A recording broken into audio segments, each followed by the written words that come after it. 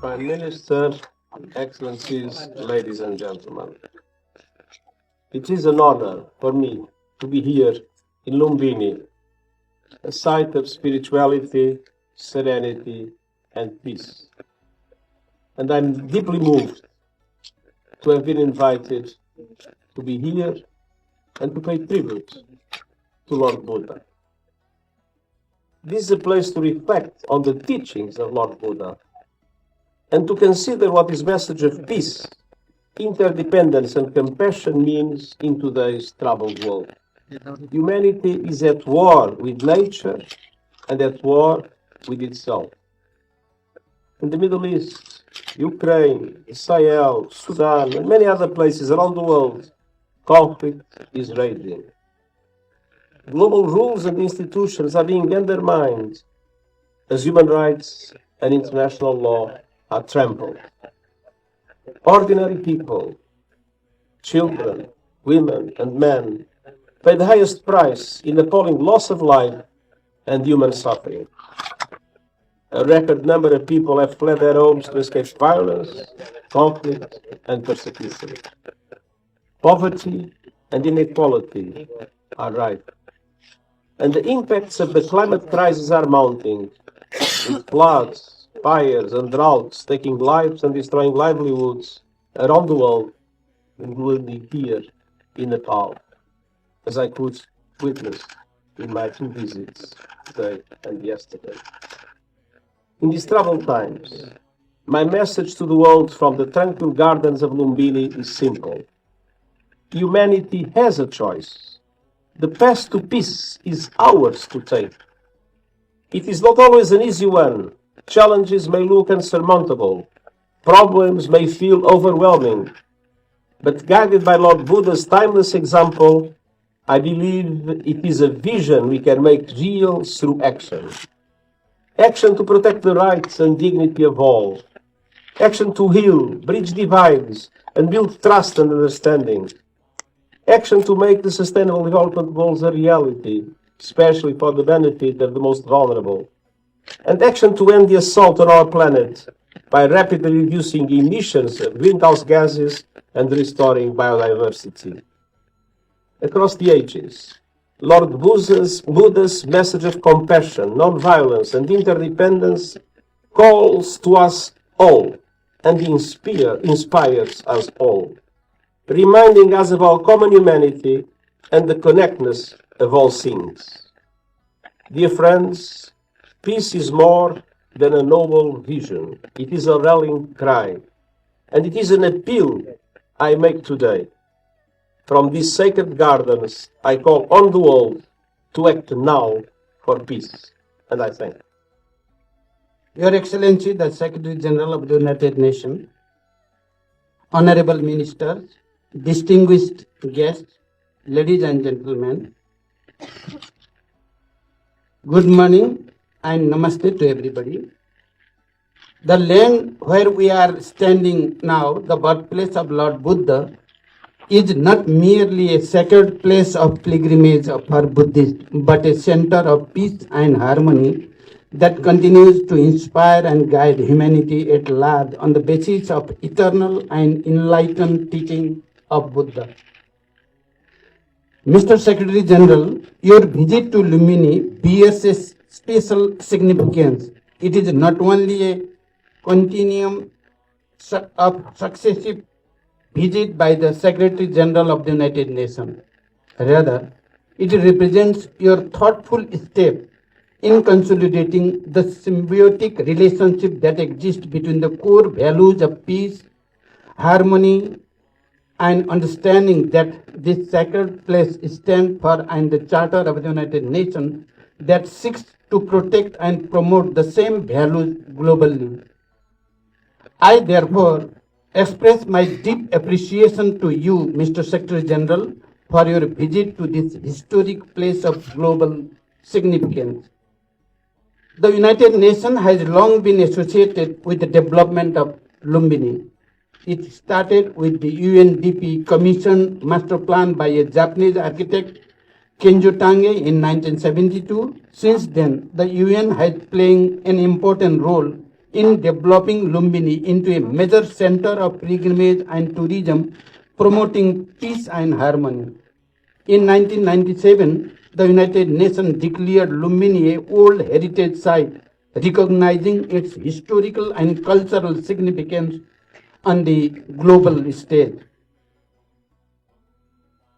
Pursuit of peace has always been humanity's highest aspiration. As a leader who has led the decisive struggle for change and transformation of the country, and as one of the key players who successfully led the process to transform armed conflict into a peace process, I understand the value of peace and the cost of conflict. Nepali people have demonstrated exemplary resilience in pursuit of peace. The homegrown, nationally owned and led peace process has successfully transitioned the country to a state of stability and peace. We believe that our peace process could be a good example for countries and societies facing similar situations. We will be more than happy to contribute to building a global knowledge base of conflict management by sharing our experiences of uniquely successful peace process. What we have learned is that peace founded on inclusion, empowerment, economic prosperity and justice stands a better chance to last longer.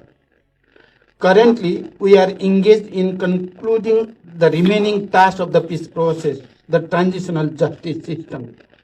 Our ultimate aim is to ensure lasting peace and harmony in the country. This objective will continue guiding our all efforts toward completing this task.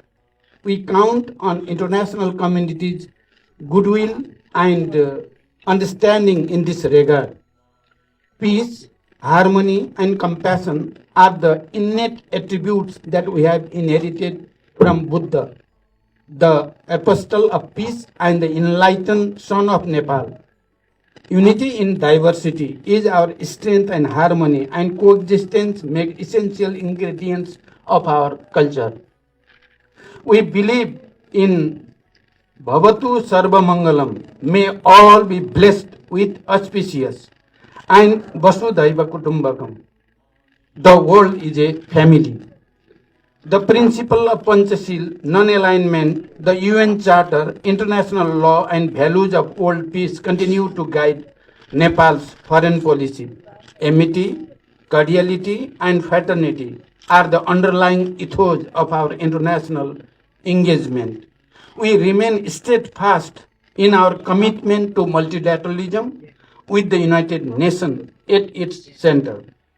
Based on our strong commitment to multilateralism, we call for building trust, promoting partnership and collaboration, and working in solidarity to overcome the challenge of unprecedented scale and nature that the world faces, as Secretary General right now mentioned about it, geopolitical tension. We extend our support to you, Mr. Secretary General, in strengthening multilateralism and fulfilling your mandates.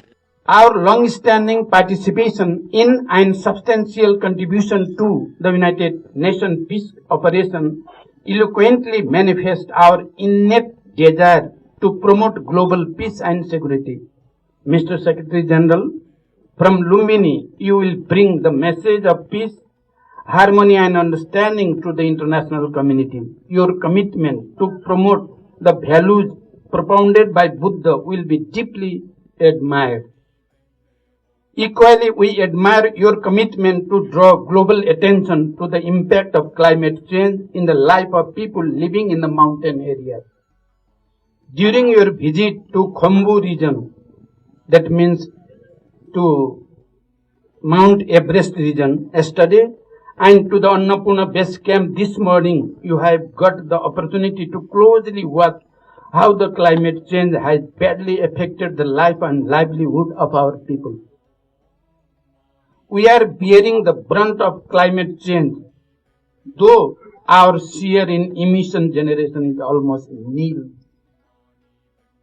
Before I conclude, let me appeal for the following. We must let the peace prevail all over the world. Right to live in the peaceful environment for everyone must be upheld by all in all circumstances. Peaceful coexistence, harmony, and interfaith tolerance should become the defining norms of humanity. We must overcome all the visible and invisible obstacles to peace. Elimination of all forms of inequality, injustice, exploitation, deprivation, and poverty must be put to an end to ensure global peace and security.